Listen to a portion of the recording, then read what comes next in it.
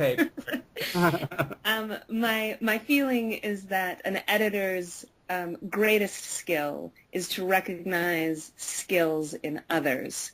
So not only the skill of the writer and the illustrator, but the skill of the designer and the production manager and the copy editor to be able to coordinate all of those pieces together and get everybody doing their best work, I think makes for the best book.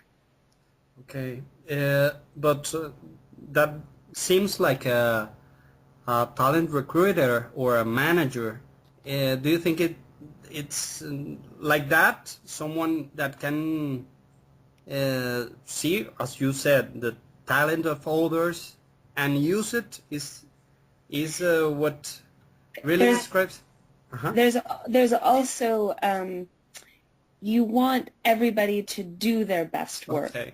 And so while I am not a designer, Yeah. I want to ask questions about the design that will maybe inspire the designer to even go further. And I'm not a writer, but I want to ask the author questions that will get them to push themselves further, and the same with the illustrator. And so there's, I suppose that the editor isn't talentless in this pursuit, Okay. that it takes a sort of sensitive eye and some knowledge of where it might go and some vision, but really an editor's greatest ability, I think, is to get everyone around them working at the best of their abilities. And do you think this work that, as you said, is making the right questions at the right time? Do you think it's a creative work, or how can it be a creative work, the work of an editor? I believe that the editorial pursuit is it lives where business and art intersect. And so I came from a very academic background, Yeah. and I walked into the world of publishing first with just an academic vision, Yeah. and it wasn't adequate. I needed to learn about the price of paper and how to write catalog copy and what else was on the shelf in the bookstore where I wanted my books to go. And so I do think that there's the creative pursuit of being an editor, which is imagining the possibilities of books that aren't yet published or aren't maybe yet written. But also there's the whole bucket of business skills that an editor benefits from. Okay, great. And some people say that a very good editor can smell a bestseller. Do you think this is right? Also, do you think you really can smell? Do you sense it anyway? I believe that the books, every one of the books that I pursue, I have to fall in love with a little bit. And in the falling in love with it, there's a vision of I can see how others will fall in love with it. And the hope is that not just some others, but many, many others. And so you sort of smell this potential. Okay. But in terms of can you smell a bestseller? If I really had that sense, I would only have ever published bestsellers, which I don't mind telling you I haven't done Okay. in every case. But you did. Well, you have published a very great bestseller. That's Lemon Snicket, and a lot of books by Lemon Snicket. And when you read those manuscripts, did you think or feel this is gonna be huge? Not at all. Okay. The truth is, I think in some ways, everything that turns out popular and cool grew out of something very geeky. You know what I mean by geeky? Yes. And so the real story of a series of unfortunate events and how it came to be wasn't that I got a manuscript. It was it was actually that Daniel Handler, who is Lemony Snicket, was an unpublished author. Yeah. And I lost my job at Simon & Schuster. I was laid off from my job at Simon & Schuster, and who else can hang out with you in the middle of the afternoon but an unpublished author? And so the two of us started spending time together and going to galleries and talking about children's books. And then I got my job at HarperCollins, and I was told I should acquire a middle grade series. So I called my pal Daniel Handler and said, "Don't you want to write a middle grade series for me?" And he said no. He said no, he would only write about terrible things happening to orphan children, and I said I loved it, he should write it down. And so that in some ways is how it started, and it started from, we thought for a little while that, we would get to publish one or two of them, and that someday 2 30-year-olds would be at a party and say, "You read those weird books too?" We didn't imagine for a moment. We really thought that they were at best going to be some sort of cult favorite amongst a very specific kind of nerdy crowd. Yeah. Okay. It was quite shocking when the whole journey of a series of unfortunate events was a shocking journey. Well, then you were there at the very beginning. It's very interesting because you asked him to do it. That's not very usual, is it? It's not very usual, and I continue to think that some of the best projects that I've done have grown out of that circumstance, Okay. where, a seed of an idea meets... Oh, are you still there? Yes. Yes. Yep.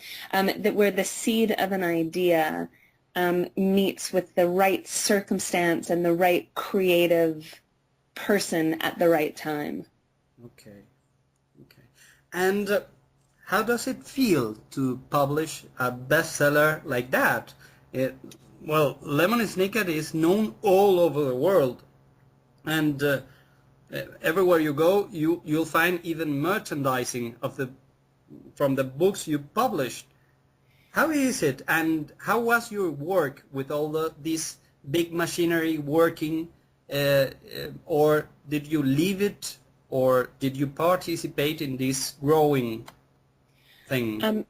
Because the voice around every piece of marketing of Lemony Snicket was somewhat in the voice of Lemony Snicket, I had my hands on all of the marketing material because we wanted to keep it consistent, we wanted to keep it true, and it was very, people had a tendency to skew it in slightly the wrong way, and so from a very sort of academic beginning with children's literature, suddenly I found myself somewhat managing an international franchise, which was, partly editing books and then, discussing with the translators all over the world how we were going to handle these idioms in English like "meanwhile back on the ranch." Yeah.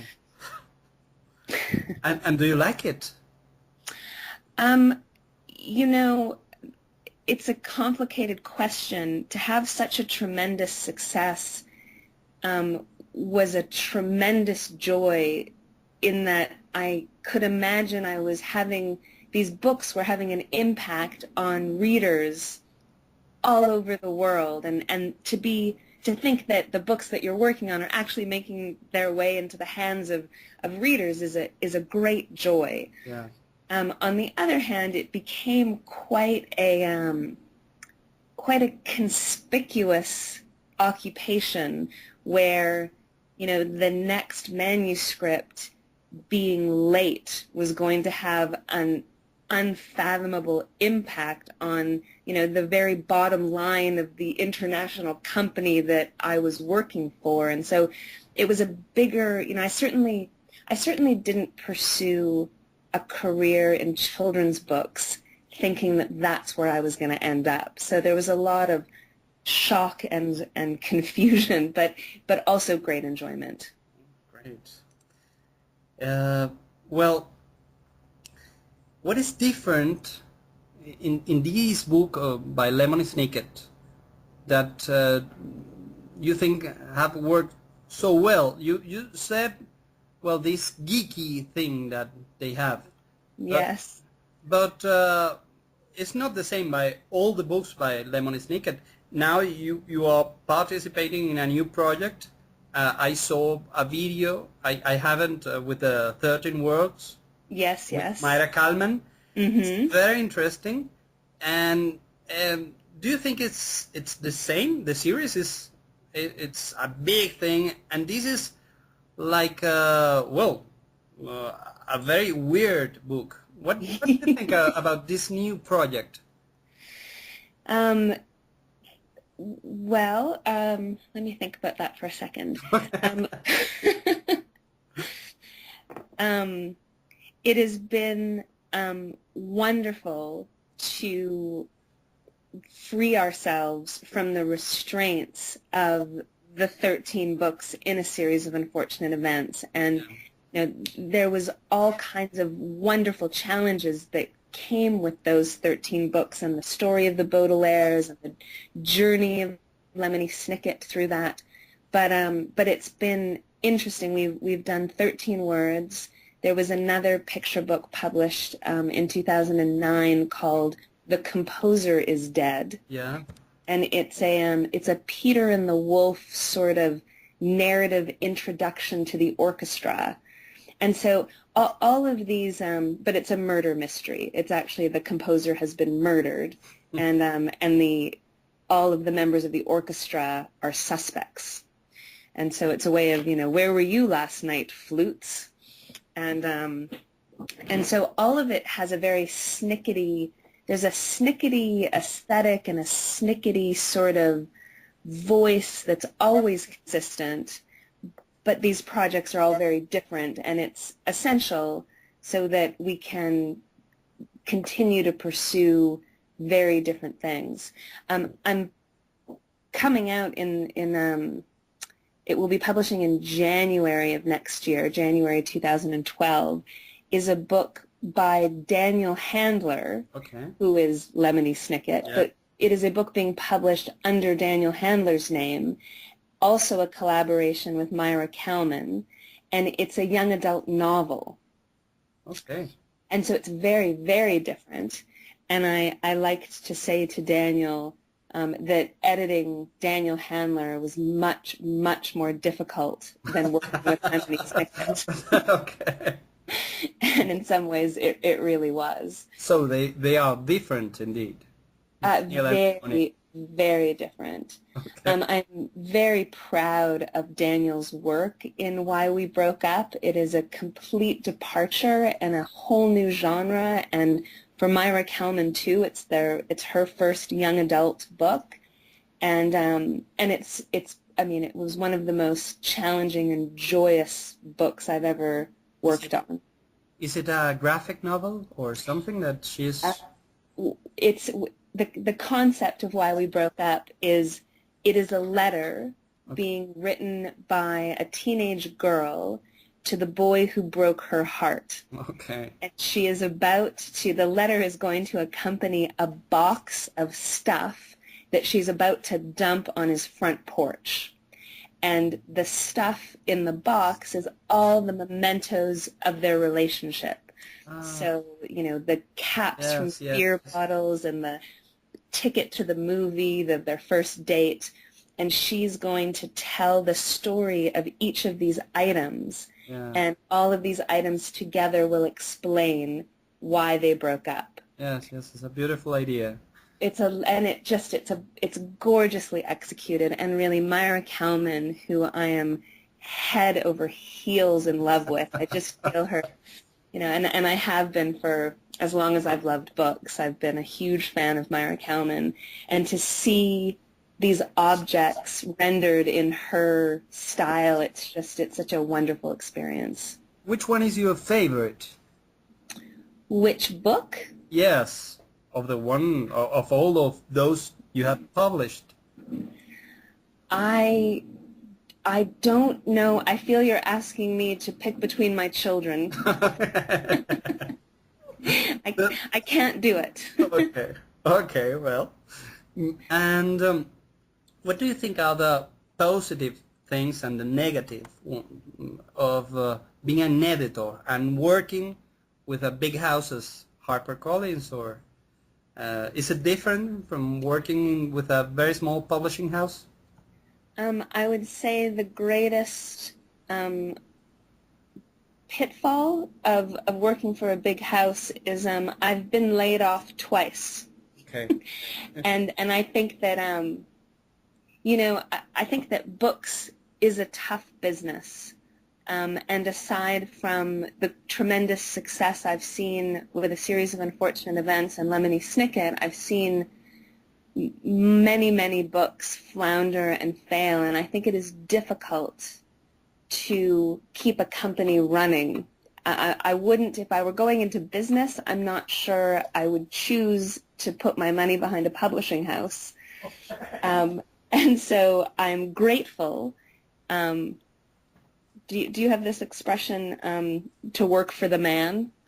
Yes. So I am grateful that even as I sort of have even as I work for the man, I feel like I do good work, and that's a compromise that I think is necessary.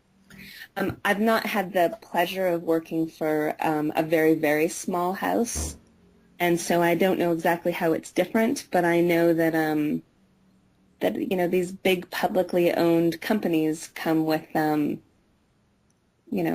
certain kind of blind capitalism.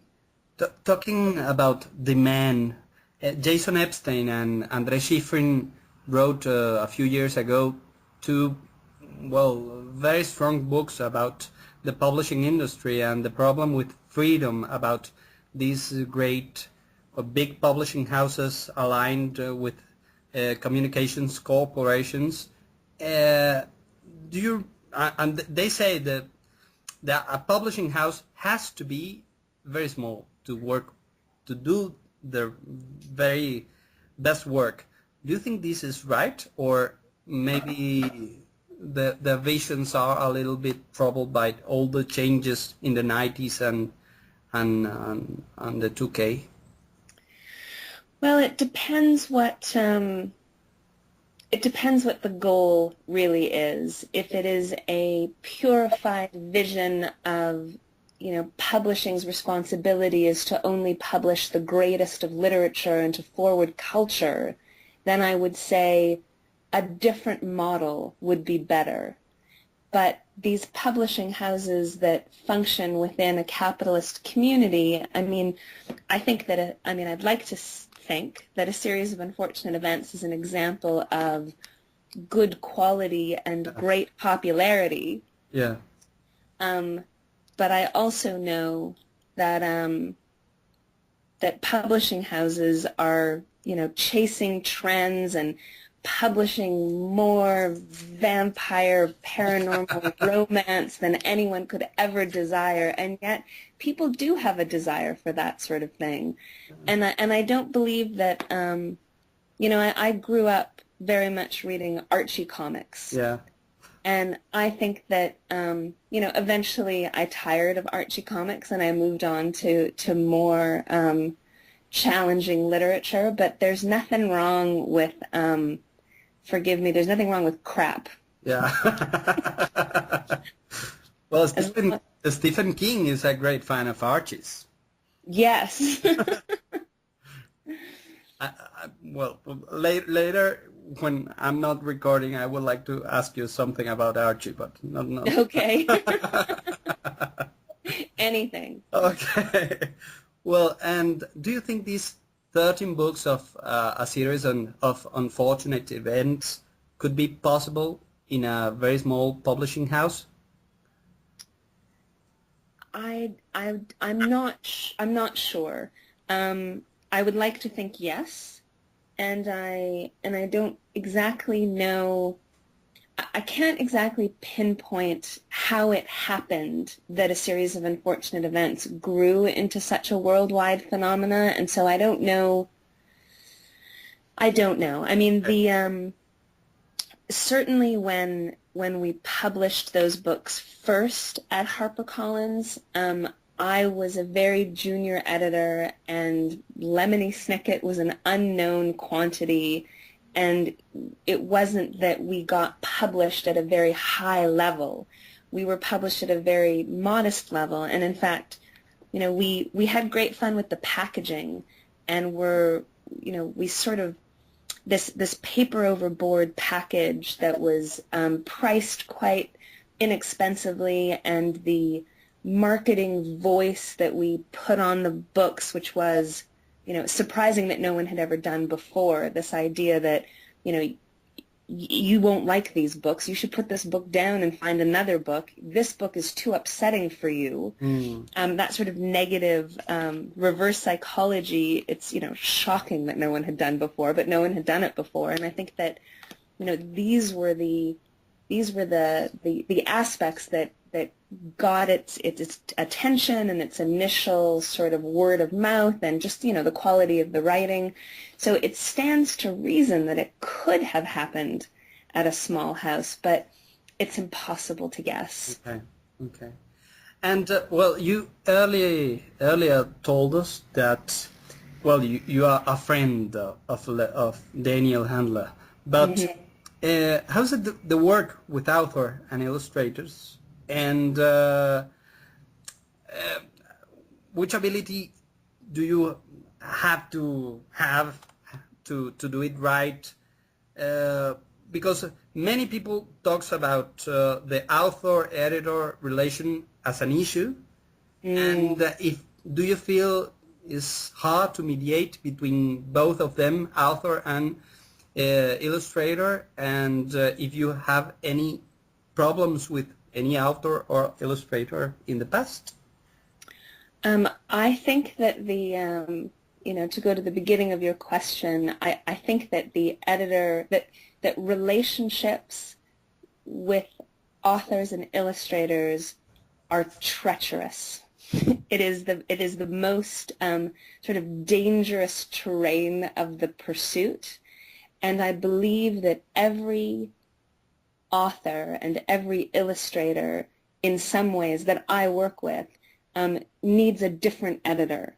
So I am a different editor for each of those, for each of the people that I work with, I think. Okay. And, you know, some need, you know, a tremendously gentle approach, and some benefit from a much more forceful one, and some need to just talk sometimes. You know, authors and illustrators, many of them spend all of their time alone with their work. Okay. And then the editor comes in, and they are very close to the work, and so it becomes quite an intimate relationship. A mentor of mine told me very early on in my career, she said that these relationships are treacherous and that you have to be careful, and it's true. I do. I think that it's you know, it is a very intimate relationship, and you're very close to the work, which is very close to the person's ego, and it's there, you know. So it's serious stuff. I believe it's quite serious. Okay. And well, you said you are an Archie fan, but Yeah. for example, a lot of people say that you're going to publish the books you read. It's very common to hear that the books of an editor are better determined by the books he or she read. Do you agree? I do and I don't. I mean, I think that in some ways a series of unfortunate events was informed a little bit by the work I had done getting a master's degree in children's literature, where I had read so much Victorian children's literature, which is really a literature of terrible things happening to orphan children. And I felt like A Series of Unfortunate Events was very rooted in a very traditional literature, and I didn't read that much of that sort of stuff as a kid. Okay. I was a very voracious reader as a kid, and I think that a lot of people that you find in especially children's book publishing, but also in other streams of publishing, were bookworm kinds of kids who read quite a bit, which is why so many editors lack social skills. But I'm sure that's not true of the students in your class. I'm sure they are all very adept. Okay. But yeah. So I feel like I read a lot as a kid, and I was a curious kid, and I was a geeky kid, and I think that I would have enjoyed most of the books that I've published. I would have enjoyed as a kid. So maybe it's more that I publish to a child version of myself in some ways than I actually am recreating any of the literature I actually enjoyed as a child. When you were answering this, which books were passing by your mind? What do you think? Books like Oliver Twist, do you think Daniel Handler had this book in mind when he was writing? And do you have a picture book that is really, really in your heart? I don't think that Daniel was thinking of Oliver Twist. I think he was thinking more of Flowers in the Attic. Okay. I think that he was he had started A Series of Unfortunate Events as an adult novel where the evil count, I think, was an evil countess, and instead of 3 orphan children, it was a young man, and I think he was, trapped in her castle, and it was very, very gothic. Okay. More than it was Victorian. I think it was gothic. Okay. And as a picture book that's close to my heart, I wish that I was more adept at naming the top of the top, and every time I do, I feel like I'm choosing between children, and I'm betraying something. But I often find myself looking back at Where the Wild Things Are. Okay. And Myra Kalman and David Burns' Stay Up Late. Both of those books taught me most, I think, about the decisions that are made when editing a book, and sort of the magic of how a book functions. Okay. The next time you look at Where the Wild Things Are, look at it for the space on the page that the images take up. Yes. And I look at that all the time, and I find it a piece of magic. Then, talking about Sandak, what do you think of Ursula Nordstrom?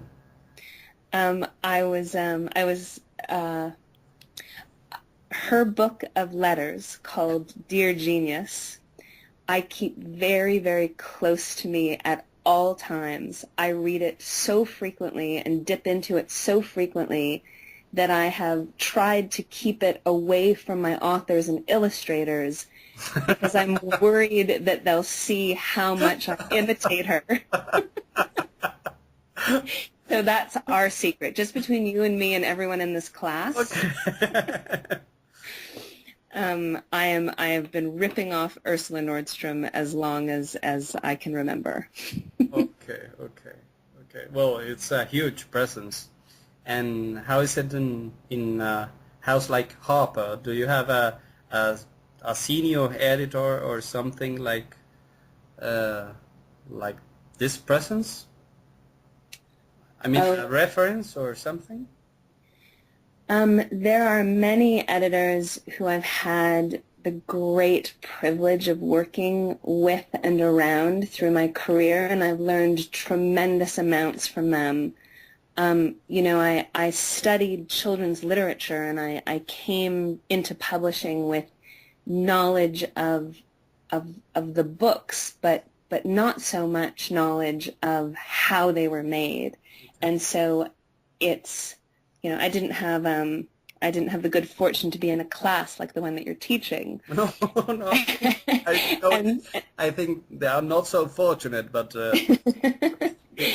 but so it's all about learning on the job, and I was very fortunate to learn from some great editors, Dick Jackson and Melanie Krupa and Neil Porter. They all Virginia Duncan. I really gained so much from all of them. okay.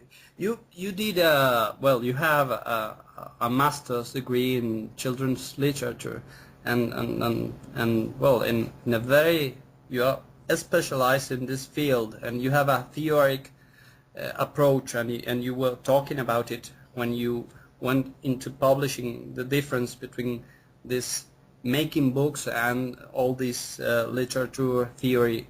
And you also have this example of Nordstrom. She was not nor a teacher, nor a mother, nor an academic, and she was a great editor. But do you think it's for a children editor it's mandatory or necessary or to have this approach or this proximity to academy? No, I think that there are many different books to be made in the world, and it takes a different sort of person to make every different kind of book. And the books that I acquire and edit and publish, I think every single one is informed by my academic background, but those are just the kinds of books I publish. There are other editors who are so very tuned into, you know, teen pop culture, and they consume television and movies and magazines, and it makes them much more adept than I would ever be at publishing a sort of mass market teen series. And we need both. Okay, perfect. Okay, then would you recommend this all these media consumers, editors, to approach to Bruno Bettelheim or to Prop, or do you think this is not relevant at all? Or I mean, well, I'm not sure what I mean, but I don't know if you understand.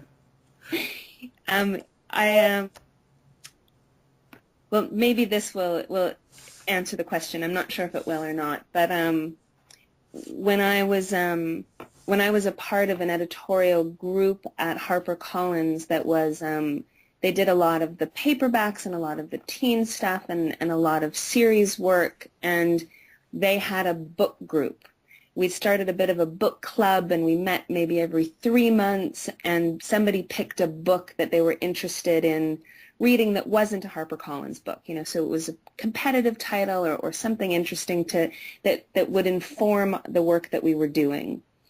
And when it came my turn to pick the thing to talk about, I thought I would mix it up, and my pick was a documentary about the typeface Helvetica.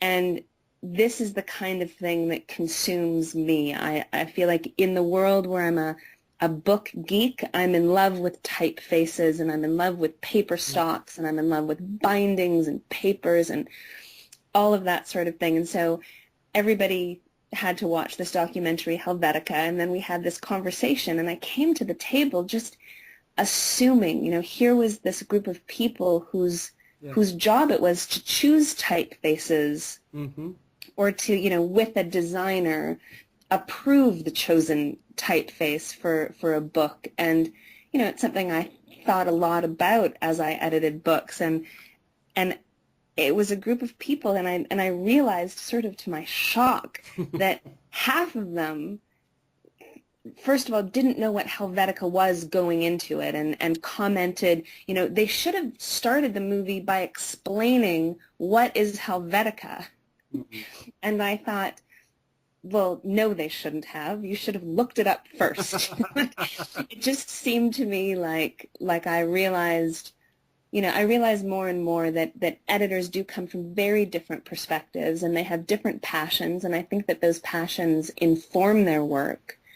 And so it should be. And so it isn't necessary or even recommended that everyone should share a scholarship of children's literature or even, I feel like, just as I hope that I can continue to publish children's books that will be relevant in the world, even if I'm unwilling to consume a lot of teen pop culture. Okay.